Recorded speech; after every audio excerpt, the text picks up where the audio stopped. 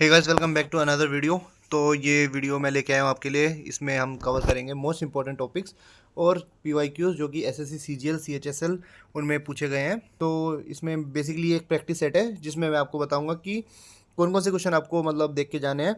तो स्टार्ट करते हैं इस वीडियो को। तो पहला क्वेश्चन है, the state is obligated to protect every monument, place and object of national importance and historic interest under which article. तो बेसिकली ये आर्टिकल से आपको पता चली गया होगा कि पॉलिटी का क्वेश्चन है। तो इसका आंसर हो जाएगा 49। तो आर्टिकल 49 है जो कि अपन को बताता है कि अपन को मॉन्यूमेंट को प्रोटेक्ट करना है। इट कम्स अंडर डीपीएसपी जो कि एक directive principle of state policy इसकी फुल फॉर्म है। तो डीपीएसपी के बारे में आपको अगर पूछ सकता है जैसे एग्जाम में कि कौन कौन से आर्टिकल हैं डीपीएसपी के अंडर, तो वो है 36 से लेकर 51 और ये पार्ट 4 के अंदर इंक्लूडेड है। तो आप अपने नोट्स में या फिर किसी भी इसकी मैं पीडीएफ बाद में बताऊंगा कि आपको कहाँ से मिल सकती है। तो चलते हैं अगले क्वेश्चन पे। तो अगले क्वेश्चन पे जाने से पहले मैं आपको कुछ इंपॉर्टेंट आर्टिकल्स बता देता हूँ जो कि आपको याद करना है। जैसे कि some important article related to DPSP. पहला है आर्टिकल 39। आर्टिकल 39 बोलता है कि equal pay for equal work. ठीक है। आर्टिकल 40 बोलता है आपको टू ऑर्गेनाइज विलेज पंचायत। ये क्वेश्चन एसएससी में पूछा गया है, इसलिए मैंने इंपॉर्टेंट जो चीज़ें हैं, जो आर्टिकल्स इंपॉर्टेंट है वो मार्क कर दिए हैं। तो आर्टिकल 43 बताता है आपको to secure living wage a standard of living. ठीक है। यूसीसी अगर आपसे पूछता है कि यूसीसी, तो वो आर्टिकल 44 में है। फिर आर्टिकल 46 वो आपको बताता है to promote educational and economics interest of SC and ST. ठीक है, ये भी काफ़ी इंपॉर्टेंट है। Article 48 to prohibit the slaughter of cows. ठीक है। आर्टिकल 48A वो आपको बताता है to protect the environment and forest wild life. Article 50 आपको बताता है to separate the judiciary from executive. ठीक है। आर्टिकल 51 वो बताता है to promote international peace and security. ये क्वेश्चन भी मतलब पूछा गया है 51 आर्टिकल। तो ये आर्टिकल जो जो मैं आपको बता रहा हूँ वो आपको पता होने चाहिए। अगला क्वेश्चन पढ़ते हैं, who was the chairman of constituent assembly. तो इसका ऑप्शन है, ए ऑप्शन है बी आर अम्बेडकर, बी है राजेंद्र प्रसाद, सी है जवाहरलाल नेहरू और डी वल्लभ भाई पटेल। तो आपको पता होना चाहिए कि इसका आंसर हो जाएगा डॉक्टर राजेंद्र प्रसाद। और इनसे पहले डॉक्टर सच्चिदानंद जो कि पहले टेम्प्रेरी चेयरमैन बने थे, वो बने थे 9 दिसंबर को। और जो मीटिंग हुई थी 9, 10 और 11 को, तो पहले दिन एक जो मतलब 3 मीटिंग हुई थी, फर्स्ट सेकंड एंड थर्ड। तो पहली मीटिंग में डॉक्टर सच्चिदानंद को टेम्प्रेरी बनाया गया था। उसके बाद डॉक्टर राजेंद्र प्रसाद को मैं ये प्रेसिडेंट बना दिया गया था और ये चेयरमैन बने थे कॉन्स्टिट्यूएंट असेंबली के। तो चलते अगले क्वेश्चन पे। तो काफ़ी लोगों को लग रहा होगा कि इतना सब कुछ कैसे याद होगा। तो टेक्स्ट बुक लेके आपके लिए दे दनादन सेल जो कि चल रही है 27 से 30 अप्रैल की, और उसमें आप आईपीएल की टिकट्स भी जीत सकते हैं। और अगर आप कूपन कोड यूज़ करते हैं तो आपको मैक्सिमम चांस रहेगा आईपीएल टिकट जीतने का। तो अगर आपके पास कोई भी पासेस नहीं है तो आप टेक्स्ट बुक का ईयरली पास ले सकते हैं, वो आपको मिलेगा 219 रुपये का। और अगर आप पास प्रो लेते हैं जिसमें पीवाईक्यूज भी आपको मिल जाएंगे, वो मिलेगा आपको 307 रुपये का। क्योंकि ज़्यादातर टॉपर्स या फिर जो भी बच्चे हैं वो टेक्स्ट बुक को फॉलो करते हैं, तो वहाँ से आपकी सही डायरेक्शन में तैयारी हो जाएगी। वहाँ पे आप पीवाईक्यूज वगैरह भी लगा सकते हैं, चाहे वो सीएचएसएल का हो, सीजीएल का हो, सीपीओ का हो या फिर एसएससी जेई का हो, सारे टेस्ट आप दे सकते हैं। तो इसलिए मैं बोल रहा हूँ कि टेक्स्ट बुक का आप पास ले सकते हैं। In which month of 1915 did Mahatma Gandhi final return from South Africa after his successful agitation against the racist regime. तो आपको दिख रहा होगा कि गांधी जी 9 जनवरी 1915 को वापस भारत आ गए थे। तो इसका आंसर हो जाएगा जनवरी।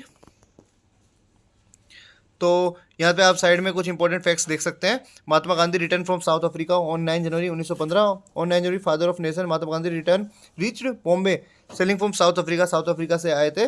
तो और अब यहाँ पे देख सकते हैं, this state was chosen in 2003 to be observed as Pravasi Bharatiya दिवस। तो आपसे कई बार पूछ सकता है कि प्रवासी भारतीय दिवस कब मनाया जाता है, तो वो मनाया जाता है 9 जनवरी को। तो इसको भी आप मार्क कर लेना। जो जो चीज़ ये बॉक्स में आपको दिख रही होगी वो सारे इंपॉर्टेंट फैक्ट्स हैं, वो आपको पता होने चाहिए। ठीक है, चलते हैं अगले क्वेश्चन पे। अगला क्वेश्चन है, विच of the following is not a fundamental right. तो पहला है ऑप्शन राइट टू इक्वलिटी, दूसरा है राइट टू प्रॉपर्टी, तीसरा है राइट टू फ्रीडम और चौथा है राइट टू लाइफ। तो बताइए इसका आंसर क्या होगा। तो जैसे आप देख सकते हैं कि राइट टू प्रॉपर्टी कोई भी फंडामेंटल राइट नहीं है। तो अब साइड में जो फैक्ट दिखा है उसको आप पढ़ लेते हैं। The constitution originally provided for the right to property under article 19 and 31। The 44th amendment of 1978 deleted the right to property. पहले राइट टू प्रॉपर्टी हुआ करता था, लेकिन 44th अमेंडमेंट का उसको डिलीट कर दिया गया और वो लीगल राइट बना दिया गया। तो आपसे पूछे कि लीगल राइट के बारे में पूछ सकता है कि पहले क्या था, तो वो राइट टू प्रॉपर्टी था जिसे 44th अमेंडमेंट के बाद हटा दिया गया था। उसके बाद अगले क्वेश्चन पे चलते हैं। तो अगले क्वेश्चन पे जाने से पहले कुछ इंपॉर्टेंट आर्टिकल्स हैं, इसका आप एक बार स्क्रीनशॉट ले लेना और इसको याद कर लेना। जैसे आर्टिकल 15, आर्टिकल 16, आर्टिकल 19, आर्टिकल 29 से 30 क्या बताता है, आर्टिकल 14 क्या बताता है, आर्टिकल 20 क्या बताता है, आर्टिकल 21, 22, 21A क्या बताता है। तो ये सारे इंपॉर्टेंट आर्टिकल्स हैं, ये सब आपको याद होने चाहिए। इसके बाद अगले क्वेश्चन पे चलते हैं। ठीक है, तो यह है who propose the preamble before the drafting committee of the constitution. तो इसका ऑप्शन है A Jawaharlal Nehru, B R Ambedkar, B N Rau या फिर डी महात्मा गांधी। आंसर हो जाएगा जवाहरलाल नेहरू। ये साइड में आप फैक्ट्स देख सकते हैं कि when the constitution assembly started the work of drafting the constitution, ये Pandit Jawaharlal Nehru propose the objective resolutions, जो कि कब दिया गया था। तो आपसे पूछ सकता है कि ये जो ऑब्जेक्टिव रेजोल्यूशन कब दिया गया था, तो ये दिसंबर 13, 1946 में दिया गया था। ठीक है, तो चलते हैं अगले क्वेश्चन पे। तो अगला क्वेश्चन है विच of the following article of the constitution of India abolish untouchability. तो 17 पे खतरा मैंने से याद कर रखा है, तो आप ये याद कर सकते हैं कि अपन को अनटचेबिलिटी नहीं करनी है, जो कि आर्टिकल 17 में दिया गया है। तो ऐसे आप याद कर सकते हैं। चलते हैं अगले क्वेश्चन पे।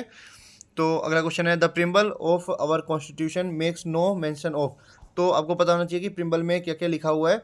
तो जो इंपॉर्टेंट जो उसमें लिखा हुआ है इंक्लूड, जैसे सोरेन, सेकुलर, डेमोक्रेटी, वो लिखा हुआ है।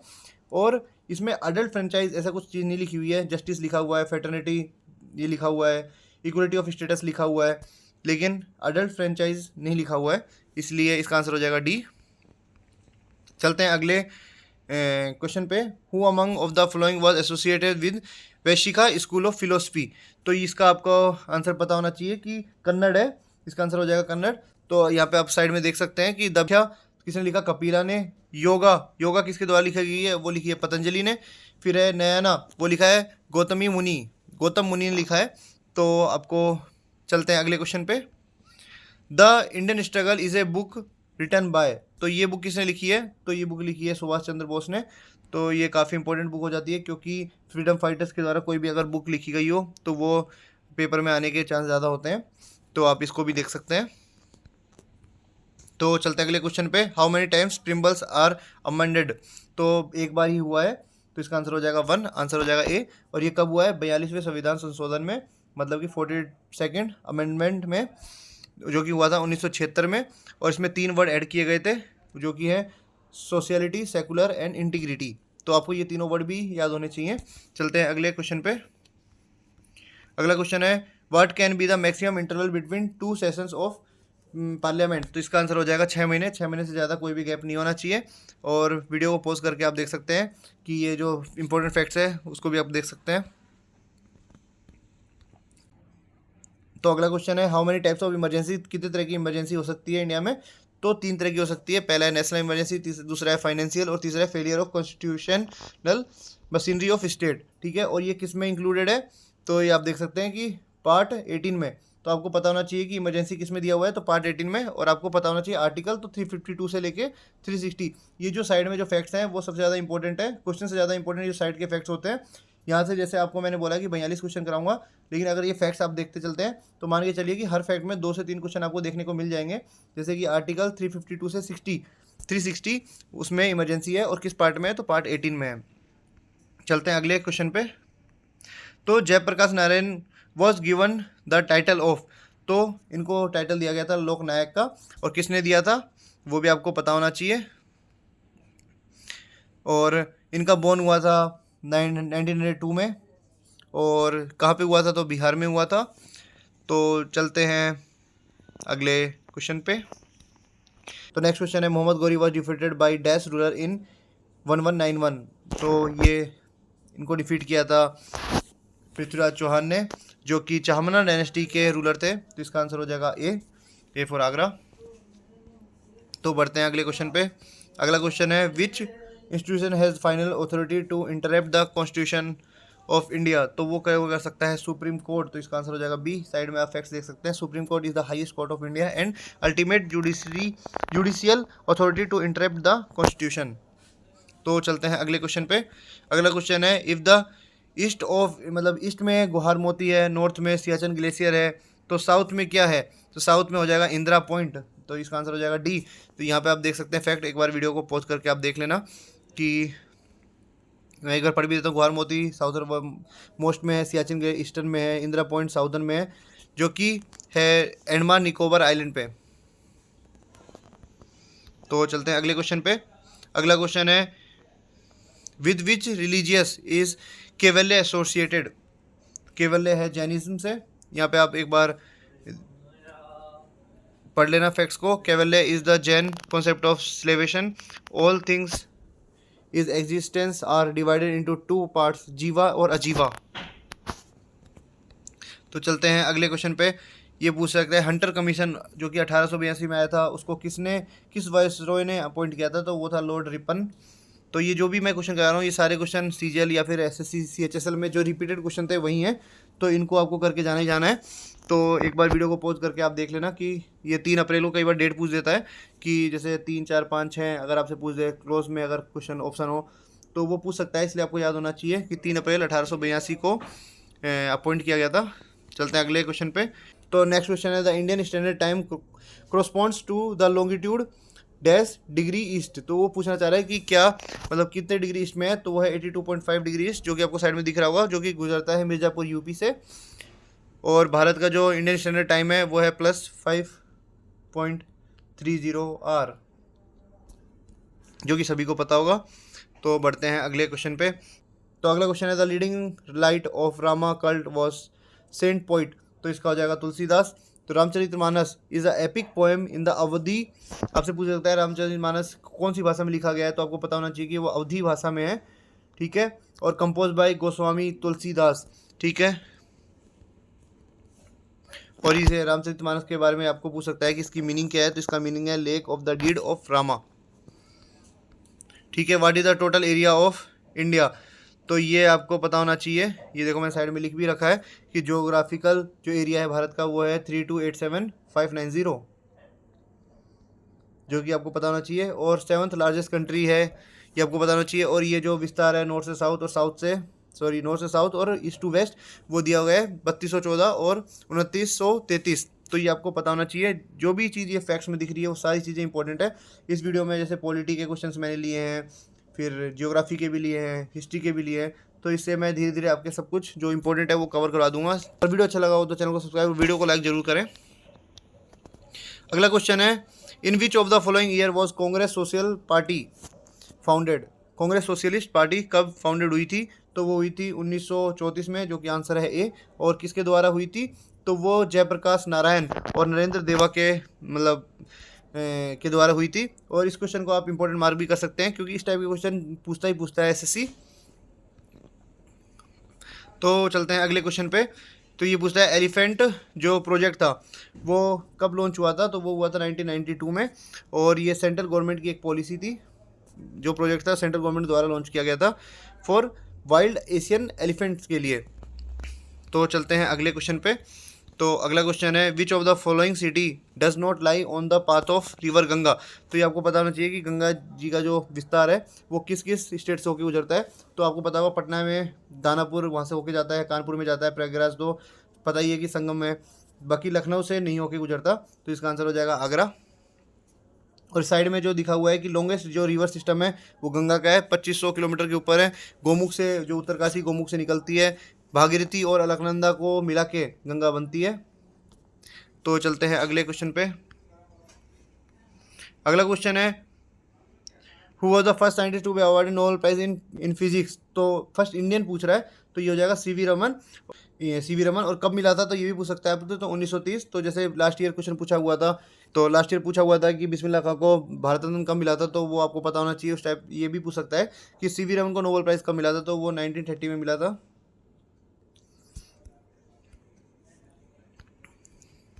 ठीक है। अगला क्वेश्चन है कि femto means 10 raise to power.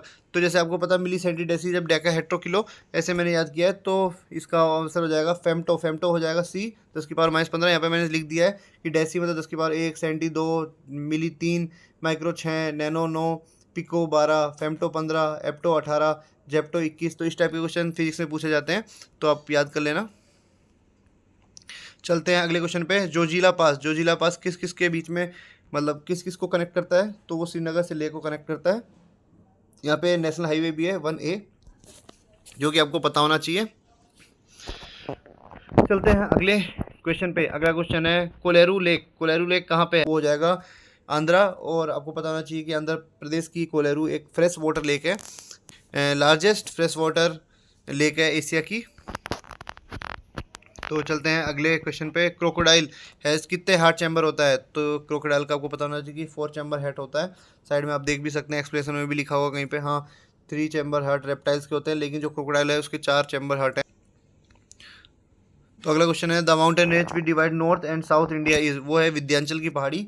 तो इसका आंसर हो जाएगा सी, विंध्याचल रेंज इज मतलब divided north and south India. It runs parallel to Narmada river, जो कि एमपी में से निकलती है। तो चलते हैं अगले क्वेश्चन पे। लुकोमेनिया इज़ ए कैंसर ऑफ, तो ये एक ब्लड कैंसर है, जो कि आप साइड में अगर आपको दिख सकता है अगर आप फैक्ट्स पढ़ते हैं तो। Leukaemia is a cancer of blood forming tissues that hinder the body's ability to fight infection. Infection से लड़ने की क्षमता को मतलब खुश देते हैं इंसान। ठीक है, तो अगले क्वेश्चन पे चलते हैं। इसका head quarter of WTO, WTO का हेड क्वार्टर कहाँ पे है? तो जिनेवा स्विट्ज़रलैंड में है। इसका आंसर हो जाएगा सी। और इसका मतलब स्थापना कब हुई थी? तो ये भी कई बार पूछ लेता है, तो ये होता है 1 जनवरी 1995 को हुई थी। तो चलते हैं अगले क्वेश्चन पे। SI unit of measuring pressure, वो है पास्कल। तो ये काफ़ी इजी क्वेश्चन था, ये तो 10th में ही हमने पढ़ा हुआ। साइड में आप देख सकते हैं कि जो भी ये फैक्ट है वो आप एक बार वीडियो को पॉज करके देख लेना। चलते हैं अगले क्वेश्चन पे। द बुक लाइफ डिवाइन, ये किसकी बुक है? तो ये है श्री औरबिंदो की। ये जो भी बुक है, ये जो जो इंपॉर्टेंट बुक है मैं वही लिया हुआ हूँ। तो ये देखो, आपको साइड में इसको पढ़ना है, फैक्ट्स काफ़ी इंपॉर्टेंट होते हैं, इसलिए मैंने इसको साइड में आपके लिए रख दिया है। तो इन क्वेश्चनों को जैसे 30-40 क्वेश्चन 50 क्वेश्चन जो भी मैं कराता हूँ, साथ साथ उसको आप कवर करते चलना। और अगर आपको लगे कि ऐसी वीडियो और लेके आनी है तो आप कमेंट में मेरे को बताना। तो अगला क्वेश्चन है the phrase gross national happiness was first coined in, तो इसका आंसर हो जाएगा भूटान। तो ये किसके द्वारा है? तो 4th किंग थे जो वांगचुक, उनके द्वारा, और जो कि 1972 में। तो आपको पता होना चाहिए। ये क्वेश्चन मेरे को 1-2 बार रिपीटेड दिखाता है, इसलिए मैंने इसको डाल दिया है, बाकी पूछ सकता है। अगला क्वेश्चन है lactometer and hydrometer are based on which principle, तो ये आर्किमिडीज के प्रिंसिपल पे बेस है। इसका आंसर आ जाएगा आगरा, ए। और लैक्टोमीटर के बारे में बता दो कि ये प्योरिटी ऑफ मिल्क को नापने के काम आता है।